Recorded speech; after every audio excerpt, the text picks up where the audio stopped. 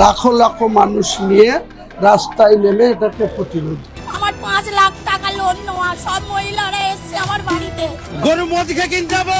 পশ্চিমবঙ্গে এমন একটা পরিস্থিতি তৈরি হয়েছে যেটা এখন আর সাধারণ প্রশাসনিক সিদ্ধান্তের গণ্ডিতে নেই।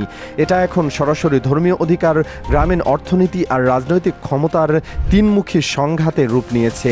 কোরবানির ঠিক আগ মুহূর্তে রাজ্য সরকারের একটিমাত্র নির্দেশিকা পুরো পশ্চিমবঙ্গকে এমনভাবে নাড়িয়ে দিয়েছে যে এখন প্রশ্ন উঠছে, এটাকে আদৌ পশু কল্যাণের বিষয় নাকি এর আড়ালে চলছে সম্পূর্ণ অন্য একটা রাজনৈতিক হিসাব। আর ঠিক এই মুহূর্তে রাজ্যের অন্যতম শক্তিশালী বিধায়ক হুমায়ুন কবির একটা হুঁশিয়ারি দিয়ে বসেছেন, যেটা শুনলে বোঝা যায় আগামী কয়েকদিনে পশ্চিমবঙ্গে কী ধরনের রাজনৈতিক ঝড় উঠতে পারে।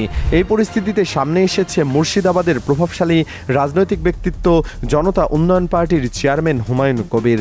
তিনি সাংবাদিকদের সামনে দাঁড়িয়ে যা বলেছেন সেটা শুধু বিবৃতি নয়, সেটা একটা সরাসরি রাজনৈতিক চ্যালেঞ্জ।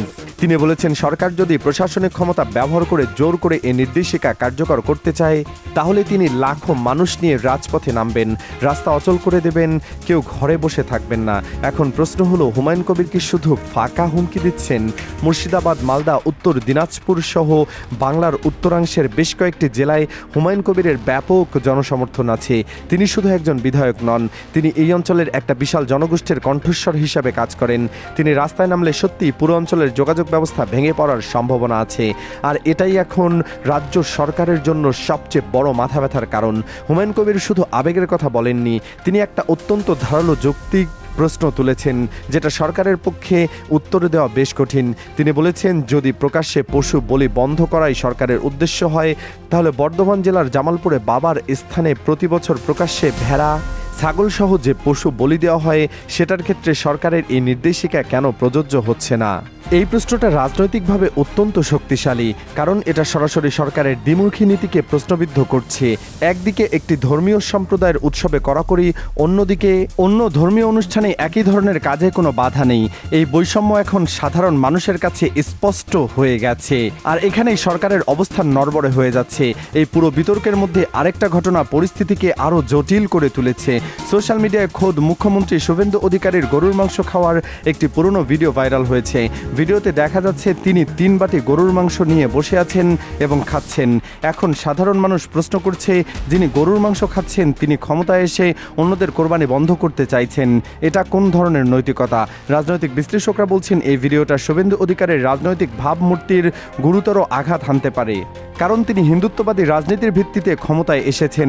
গোরক্ষার ইস্যুকে তিনি নির্বাচনে অস্ত্র হিসেবে ব্যবহার করেছেন, আর এখন তারই পুরনো ভিডিওকে তাকে ধরিয়ে দিচ্ছে। এটা রাজনীতিতে যাকে বলে নিজেদের পাতা ফাঁদে নিজেরাই আটকে পড়া। শুভেন্দু অধিকারী এখন ঠিক সেই পরিস্থিতিতে। এখন আসা যাক এই পুরো বিতর্কের সবচেয়ে নীরব কিন্তু সবচেয়ে ভয়াবহ দিকটায়। সেটা হলো গ্রামীণ অর্থনীতির উপর এই নির্দেশিকার সরাসরি আঘাত।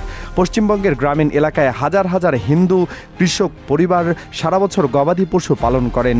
তাদের বড় একটা আয়ের উৎস হলো ঈদুল আজহায় গরু বিক্রি। এটা শুধু মুসলিম সম্প্রদায়ের বিষয় নয়, এটা শুধু খামারিদের জীবিকার প্রশ্ন।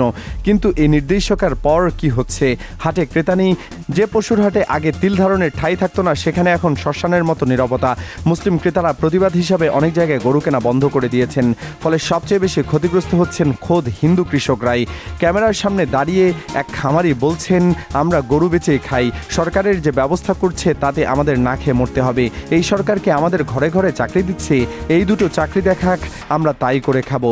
এই কথাগুলো শুনলে বোঝা যায় সরকারের এই সিদ্ধান্ত শুধু ধর্মীয় বিতর্ক তৈরি করেনি, এটা সরাসরি লাখো পরিবারের ভাতের থালায় আঘাত করেছে।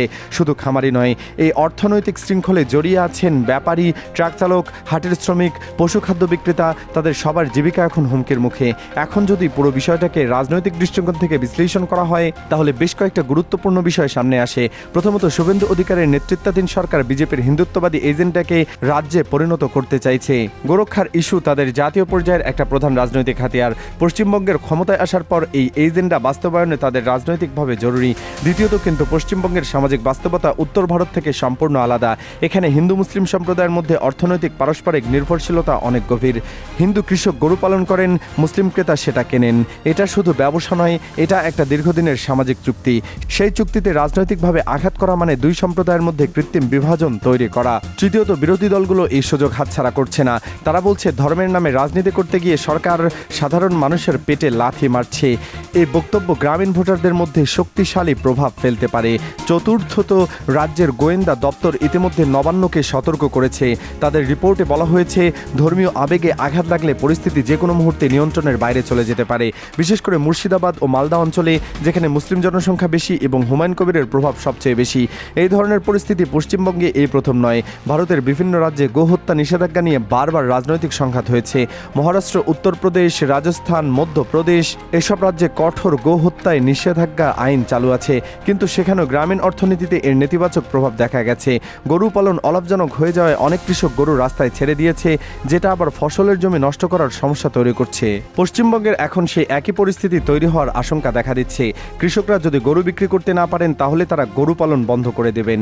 সেটা দীর্ঘমেয়াদে রাজ্যের কৃষি অর্থনীতির জন্য বিপর্যয় ডেকে আনতে পারে। বিশেষ করে আন্তর্জাতিক মানবাধিকার সংস্থাগুলো ভারতে সংখ্যালঘুদের ধর্মীয় স্বাধীনতা নিয়ে আগে থেকে প্রশ্ন তুলে আসছে। এই ধরনের নির্দেশিকা সেই সমালোচনাকে আরও শক্তিশালী করবে। এই নির্দেশিকা থেকে পিছু হটা, কিন্তু সেটা করলে হিন্দুত্ববাদী ভোট ব্যাংক ক্ষুব্ধ হবে এবং দলের মধ্যে তার অবস্থান দুর্বল হতে পারে। 2, নির্দেশিকা জোর করে বাস্তবায়ন করা, কিন্তু সেটা করলে রাজ্যে বড় ধরনের সংঘাতের ঝুঁকি হবে। খামারিদের ক্ষোভ আরও বাড়বে এবং বিরোধীরা রাজনৈতিক সুবিধা নেবে। 3, নির্দেশিকাকে শিথিল মনে করে মাঝামাঝি একটা অবস্থান নেওয়া। এটাই হয়তো সবচেয়ে বাস্তবসম্মত, কিন্তু এই মুহূর্তে সরকারের কাছ থেকে এই ধরনের কোনো ইঙ্গিত পাওয়া যাচ্ছে না। আর ঠিক এখানে পরিস্থিতি সবচেয়ে বিপজ্জনক, কারণ দুই পক্ষের কেউই পিছু হটতে রাজি নয়। 28 তারিখ ঈদুল আজহা, সেদিন বোঝা যাবে পরিস্থিতি কোন দিকে যাবে। হুমায়ুন কবির স্পষ্ট করে বলে দিয়েছেন, 28 তারিখ মাঠে ময়দানে আসল প্রমাণ পাওয়া যাবে। এই কথার মানে পরিষ্কার, তিনি প্রতিরোধের জন্য প্রস্তুত। অন্যদিকে প্রশাসন কতটা কঠোর থাকে সেটাও দেখার বিষয়। যদি পুলিশ কোরবানি আটকাতে চায়, সেটা সরাসরি সংঘর্ষের দিকে যেতে পারে। আর যদি প্রশাসন নমনীয় হয়, তাহলে নির্দেশিকা কাগজে কলমে থাকবে, কিন্তু বাস্তবে কোনো প্রভাব পড়বে না, যেটা সরকারের বিশ্বাসযোগ্যতা আরও কমিয়ে দেবে। রাজ্যের গোয়েন্দা দপ্তরের উপর এখন বিশাল চাপ। তারা জানে একটু ভুল পদক্ষেপ পরিস্থিতি আরও বাইরে চলে যেতে পারে। এই ঘটনার প্রভাব শুধু পশ্চিমবঙ্গে সীমাবদ্ধ থাকবে না, এটা ভারতের অন্যান্য রাজ্যে, বিশেষ করে যেসব রাজ্যে বিজেপি ক্ষমতায়, সেখানেও একটা সংকেত পাঠাবে। কারণ পশ্চিমবঙ্গে যদি এই ধরনের নির্দেশিকা সফলভাবে কার্যকর হয়, তাহলে অন্যান্য রাজ্যেও একই ধরনের পদক্ষেপ নেওয়া হতে পারে। আবার যদি জনরোষের মুখে সরকার পিছু হটে, সেটাও একটা বার্তা দেবে এই ধরনের সিদ্ধান্ত রাজনৈতিকভাবে ব্যয়বহুল। সব মিলিয়ে পশ্চিমবঙ্গ এখন একটা রাজনৈতিক টাইম বোমার উপর বসে আছে। সেটা কখন কিভাবে বিস্ফোরিত হয়, সেটাই এখন সবচেয়ে বড় প্রশ্ন। পশ্চিমবঙ্গের পরিস্থিতি